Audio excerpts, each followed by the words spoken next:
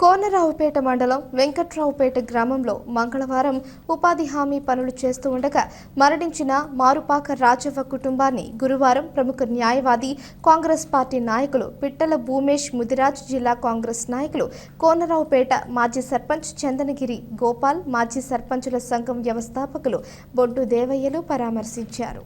ఈ సందర్భంగా వారు మాట్లాడుతూ వెంకట్రావుపేటలో దుర్ఘటన పట్ల దిగ్భ్రాంతి వ్యక్తం చేస్తున్నట్లు తెలిపారు.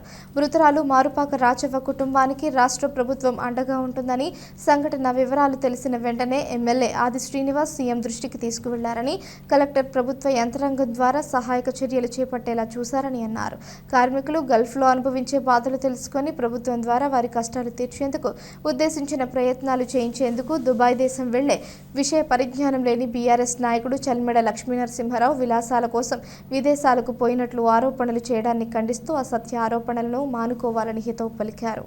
మార్పాక రాజావరణమే అదేవిధంగా మరో 6గురికి గాయాలవడం, మార్పాక రాజావరణమే స్పాట్గా చనిపోవడం చాలా బాధాకరమైన విషయం. వారి ఆత్మకు శాంతి చేకూరాలని, అదేవిధంగా వారి కుటుంబాన్ని పరామర్శించి వారికి సానుభూతిని తెలియజేయడం, తెలంగాణ మాజీ సర్పంచుల సంఘం ద్వారా సానుభూతిని తెలియజేయడం. కోనరావుపేట మండలం వెంకట్రావుపేట గ్రామంలో జరిగిన సంఘటన చాలా బాధాకరమైంది.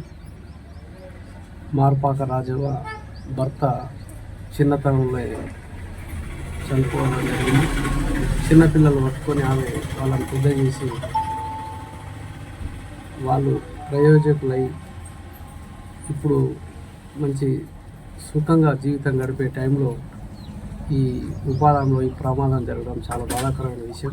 ఈ సంఘటన విషయంలో ప్రభుత్వం కూడా వెంటనే చొరవ తీసుకొని మరి ఇక్కడి మంత్రి గారు విదేశాల్లో ఉన్నప్పటికీ, అదేవిధంగా ఈ స్థానిక ఎమ్మెల్యే ప్రభుత్వ వైపు శ్రీనివాస్ గారు మరి దుబాయ్ దేశంలో వలస కార్మికుల యొక్క జీవన విధానాల గురించి వాళ్ళకున్న స్థితిగతులు, అక్కడ కొంతమంది తప్పిపోయి కొంతమంది చనిపోయి చాలా బాధల్లో ఉన్న సంఘటనల విషయంలో మరి అక్కడికి వెళ్ళిన సందర్భంలో మరి వెంటనే ఈ సంఘటన తెలుసుకొని కలెక్టర్ గారితో మాట్లాడి, ముఖ్యమంత్రి గారు కూడా ఇట్టి విషయంలో జోక్యం చేసుకొని మరి కలెక్టర్ గారికి కూడా డైరెక్ట్గా మాట్లాడి ఇట్టి విషయంలో స్పందించాలని కూడా కోరడం జరిగింది. తప్పకుండా శ్రీనివాస్ గారు రాగానే ఈ కుటుంబాన్ని పరామర్శించి వాళ్లకు సరి అయిన న్యాయం చేసే విధంగా చేస్తారు. మేము తప్పకుండా ఉండి చేపిస్తామని ఈ సందర్భంగా తెలియజేస్తాం.